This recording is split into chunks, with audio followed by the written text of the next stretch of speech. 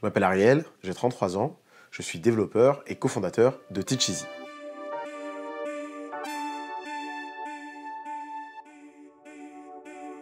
Je suis tombé dans le milieu de la programmation quand j'avais 15 ans parce que j'étais fan de manga et que je voulais créer mon propre site web. Par la suite, j'ai fait des études, notamment dans une école qui s'appelle Cifacom, qui par la suite est devenue éthique. Et c'est comme ça que j'ai eu mon Bac+3 de développeur, plus précisément de chef de projet multimédia. Et j'ai ensuite enchaîné sur une carrière de freelance. Je m'appelle Sébastien, j'ai 40 ans, je suis développeur et le cofondateur de Teacheasy. Alors j'ai commencé le développement assez tard, c'est-à-dire après mon baccalauréat. Je suis rentré en DUT d'informatique, puis j'ai fait une école d'informatique qui s'appelle Epitech pour enfin devenir développeur en 2008. Fin 2015, ça faisait déjà 2 ans que j'étais développeur en freelance, 2 ans que j'avais eu mon diplôme, et tout se passait bien, je gagnais plutôt bien ma vie avec des revenus qui variaient, comme beaucoup de freelance, sauf que j'ai besoin de faire un crédit bancaire, et je me suis dit que c'était le moment de retourner en CDI pour faciliter la demande de ce crédit. Et c'est comme ça qu'en cherchant plusieurs entreprises, en faisant plusieurs entretiens, j'ai eu un dernier choix entre 3 entreprises. Et une de ces 3 entreprises, c'était Moutoum. J'ai connu Ariel lorsque je l'ai recruté dans une précédente startup, donc Moutoum, parce que j'étais CTO de cette startup, donc directeur technique, et que j'étais en train de construire une équipe autour de moi. Donc j'avais un développeur back-end qui travaillait déjà à mes côtés, et donc j'ai recruté Ariel pour être le développeur front-end de l'équipe. Alors le recrutement d'Ariel était assez particulier puisque j'avais rencontré d'autres candidats qui sont venus de manière très classique en costard. Et lorsque Ariel est venu pour la toute première fois, il était en jogging. Donc c'est vrai que ça fait un petit choc au début. On se demande qui est cet énergumène qui arrive devant nous. Et finalement, lors du test technique, j'ai immédiatement compris que c'était la bonne personne parce que d'une, il était tout à fait sympa dans les valeurs de l'entreprise et de deux, techniquement parlant, il faisait tout à fait l'affaire. Chez Moutoum, c'était assez particulier puisque Ariel avait déjà un rythme de travail qui était assez particulier et donc c'était un peu le challenge au début de travailler avec lui, mais finalement tout s'est parfaitement bien passé. Je pense qu'il faisait quand même quelques petits efforts pour venir pas trop tard au travail et puis surtout voilà, il était très efficace, donc finalement les choses se passaient plutôt bien. Au moment où on travaillait chez Moutoum, on était aussi tous les deux intervenants dans des écoles d'informatique, donc lui chez Ethic et moi à l'ESGI. Et donc finalement, on s'est vite rendu compte que c'était une passion commune et ça nous a pas mal rapprochés finalement. J'ai quitté Moutoum en juin 2017 parce que je considérais que j'avais fait le tour de ce que j'avais à apprendre et je voulais revenir à ma vie de freelance. Et il s'avère qu'un mois après d'ailleurs, la startup a totalement coulé. C'était un peu comme un signe du destin, comme si j'étais parti au bon moment. Après mon départ, je suis retourné à ma vie de freelance. À ce moment-là, je devais d'ailleurs changer de statut, mais il s'avère que le seuil de chiffre d'affaires en micro-entrepreneur avait doublé, et ça m'a permis de garder ce statut encore plus longtemps. J'ai quitté Moutoum quasiment à la fin de l'aventure, quand il y avait plus d'argent concrètement dans les caisses de l'entreprise. Et donc à ce moment-là, j'ai voulu devenir freelance.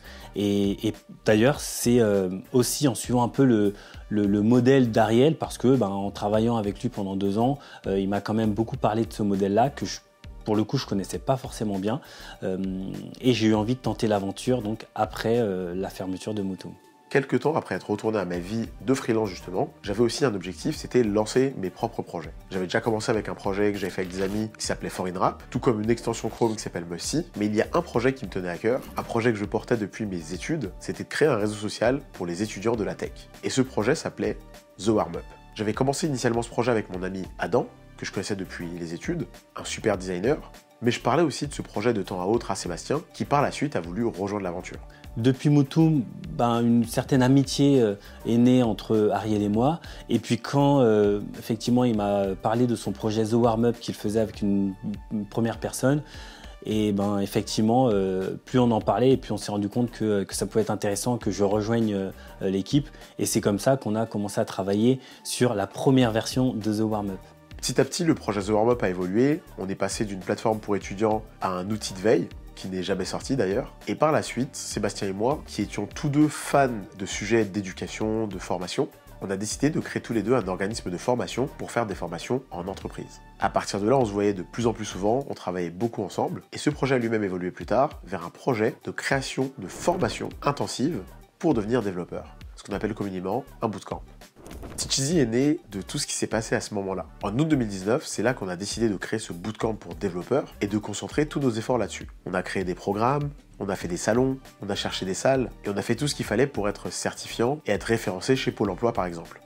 On voulait faire une rentrée en janvier 2020 et on s'est confronté à tous les problèmes possibles et imaginables. Des refus de dossiers auprès de Pôle emploi, des gens qui disent oui et qui nous font faux bond à quelques jours de la rentrée, mais surtout début 2020, qu'est-ce qui se passe? Les premiers signes de la pandémie.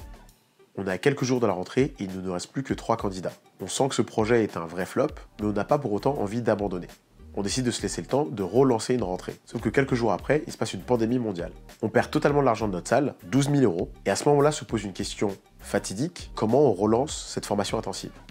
Si on remet un peu les choses dans leur contexte, on a travaillé pendant plus de 4 mois en mettant nos missions de côté sur ce fameux projet qui est The Warm-Up.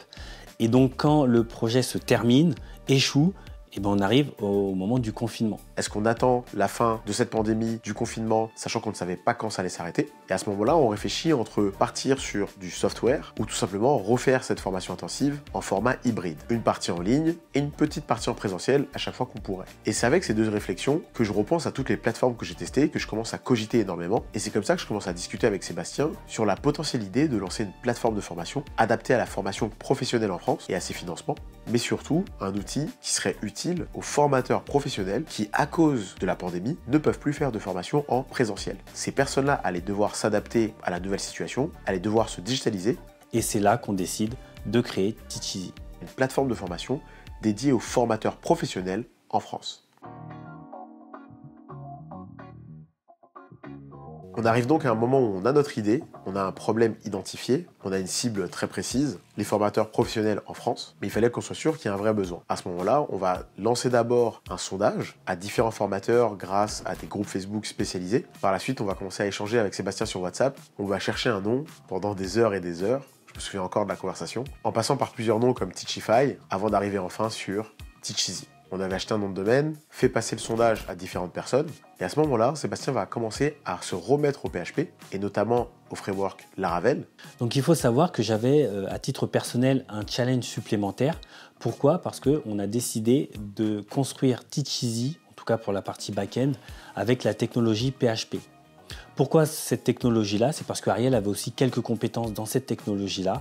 Donc, plutôt que de partir moi tout seul sur une autre technologie que je connaissais auparavant, on a décidé de partir sur la technologie PHP parce que tous les deux pouvions travailler dessus et moi je n'avais absolument aucun problème à me former dessus, bien au contraire, c'était, comme je l'ai dit tout à l'heure, un challenge pour moi.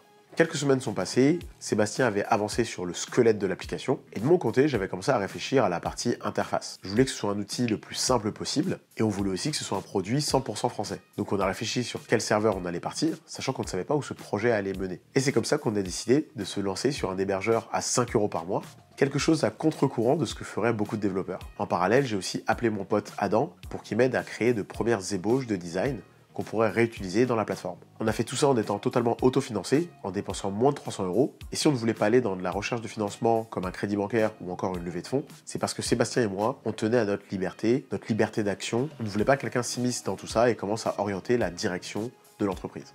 Au départ, on fonctionnait d'une manière assez précise, c'est que on réfléchissait énormément à la partie produit. Et au fur et à mesure qu'on avançait sur les parties produits, sur les fonctionnalités qu'on voulait mettre en place, ben moi je construisais le squelette en parallèle. Alors c'était assez compliqué puisque en plus d'appréhender la technologie, il fallait mettre en place les choses. Et puis comme on est au début de la réflexion, ben parfois il y a des choses qu'on fait, qu'on redéfait, etc. C'est pas toujours évident. Mais en tout cas, c'est comme ça qu'on travaillait. On se parlait énormément pendant cette phase-là parce qu'on avait une vision, mais il fallait bien évidemment y aller pas à pas pour mettre en place la première version de notre outil. Une fois que j'avais tous les éléments pour avancer, le squelette de l'application et une partie de design, j'ai pu commencer à me lancer corps et âme dans ma spécialité, le développement front-end. Et c'est comme ça que pendant tout l'été, je me suis concentré sur cette partie-là. Par la suite, ce qu'on a fait, c'est créer une page de pré-lancement qu'on a partagée sur Instagram à tous ceux qui avaient les mots-clés formateur, formatrice, infopreneur et d'autres mots-clés liés à notre univers. Il se passe aussi autre chose, c'est qu'on décide de lancer notre première bêta-test. Et à ce moment-là, je me rappelle que dans le 13e, il y a aussi Station F, le plus grand campus d'Europe. J'en parle à Sébastien et on décide de postuler.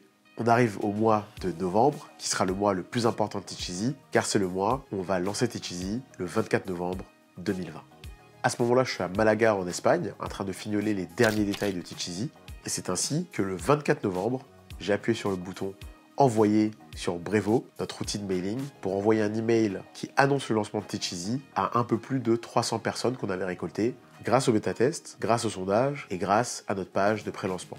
Alors au moment du lancement officiel, on a fait déjà tout un tas de bêta-tests, donc on a eu beaucoup de retours et beaucoup de corrections ont été faites. Et donc le jour J, donc Ariel, comme il l'a dit, lui, il est en Espagne, à Malaga, mais moi je suis chez moi, dans mon bureau. Et il faut savoir qu'en France, c'était le moment du deuxième confinement. Donc voilà, c'était un contexte très particulier, mais c'est bel et bien à ce moment-là qu'on a lancé Teach Easy. Alors étant donné qu'on avait déjà une base de données 300 personnes, les premiers avis sont tombés très rapidement. Peut-être 1 ou 2 semaines après le lancement, même pas, des premières personnes commencent à nous contacter pour faire des vidéos de l'outil en nous disant l'outil il est hyper simple. Donc beaucoup de personnes ont voulu faire des vidéos, ont voulu en savoir plus sur l'outil, ont fait des articles sur l'outil et il faut aussi dire que c'est grâce à ça que dès le début on a réussi à se faire connaître. On a fait du référencement, on est allé se lister sur certains sites, blogs et autres. Je suis même allé à une époque mettre des commentaires sous des publicités de concurrents. Le mois d'après, en décembre, on a eu la réponse de Station F qui nous ont annoncé qu'on a été pris chez eux. 2 mois après la sortie, alors même qu'on commence à avoir quelques premiers abonnements, on a décidé avec Ariel de faire une promotion en vue d'une première augmentation de tarif. Donc on passait de 37 € à 39 €. Et lorsqu'on a fait cette promotion, on a été agréablement surpris de voir que 20 personnes ont pris en l'espace de 5 jours l'abonnement. Et à ce moment-là, ça nous donne beaucoup de confiance et on se dit que effectivement, même si les gens n'ont pas tous pris l'abonnement, ils sont sur la version gratuite en train de construire leur formation, mais ils font déjà confiance à l'outil. Et donc pour nous, c'était vraiment le début de l'aventure. On rentre à Station F en janvier 2021. En avril 2021, j'ai créé un article sur un de nos concurrents qui va commencer à bien fonctionner et amener un boost de visite sur le site web. L'entreprise va grossir petit à petit. Et en été 2021, l'État annonce la création d'un chèque numérique. À ce moment-là, on détecte une opportunité incroyable parce qu'on va pouvoir aider les formateurs à utiliser ce chèque numérique qui était d'un montant de 500 € pour pouvoir digitaliser leur formation grâce à Teach Easy. Alors au bout d'un moment, ça devient compliqué de tout gérer, hein, le support utilisateur, de gérer le marketing, de gérer le développement de fonctionnalités, etc. Et donc on se dit avec Ariel, en gardant en tête qu'à ce moment-là on ne se paye pas avec ce projet-là, on se dit avec Ariel qu'on va chercher une 3e personne pour travailler, pour s'associer avec nous dans l'aventure. On a fait plusieurs entretiens, puis une phase de test avec quelqu'un qui nous semblait correct. On a travaillé ensemble pendant environ 3 mois. Malheureusement, ça n'a rien donné et on s'est donc séparés fin août. Après cet échec, notre besoin de trouver un 3e associé était toujours présent. Et on s'est vite aperçu qu'une personne de notre réseau commun, c'est-à-dire quelqu'un avec qui on avait déjà travaillé dans la précédente startup où j'avais justement recruté Ariel, était tout à fait disponible et ouverte à travailler dans une startup de ce type-là, c'est-à-dire early stage. Et donc, c'est comme ça qu'on est rentré en contact avec cette personne-là qui avait bel et bien un profil différent du nôtre, parce qu'elle avait un profil beaucoup plus marketing. Et elle a accepté avec plaisir de s'associer avec nous. Et c'est comme ça que Swazik est rentré dans les associés de Teach Easy. Je suis Swazik, je suis associée derrière Teach Easy et je m'occupe du marketing et de la communication. Seb et Ariel, ce sont des anciens collègues. On travaillait en tant que salariés pour la même start-up il y a quelques années. Et d'ailleurs, quand je les ai rencontrés, ils étaient tous les deux dans une salle de réunion qu'on appelait le bocal. Et on m'a dit, Sébastien et Ariel sont dans le bocal. Et je reconnais qu'en tant qu'ancienne fan de La Petite Sirène, moi, j'ai pas pu penser à autre chose pendant plusieurs semaines. Sébastien et Ariel ont développé Teach Easy pendant le confinement. Moi, je les ai officiellement rejoints plusieurs mois après. Mais pendant tout ce temps-là, j'étais pas éloignée du projet parce qu'en réalité, j'ai passé d'innombrables heures avec Seb pour définir les wordings de la plateforme. Donc, je le suis depuis le début, ce projet-là, mais je suis formellement associée à partir du mois de septembre ou d'octobre. C'est donc en septembre 2021 qu'on est officiellement passé de 2 associés à 3 associés, puisque Swazik nous a officiellement rejoints. Et donc, on a commencé à travailler à 3 personnes au quotidien à la croissance de Teach Easy. Alors, mon travail quotidien chez Teach Easy, c'est d'abord le market et la communication. Mais c'est aussi d'autres casquettes que j'emprunte parce qu'on est une petite boîte et avec des forts enjeux de développement. Donc ça passe par de la stratégie d'entreprise, du produit, de la gestion d'équipe, et puis des casquettes qui parfois me plaisent un peu moins, de la compta, de la gestion, mais elles sont toutes nécessaires à faire évoluer notre boîte. Aujourd'hui, on est 3 associés, nous avons 2 CDI et on a toute une armée de freelance qui travaillent avec nous au quotidien, que ce soit sur du développement technique, que ce soit sur du community management, que ce soit sur de l'acquisition, que ce soit sur du marketing, etc.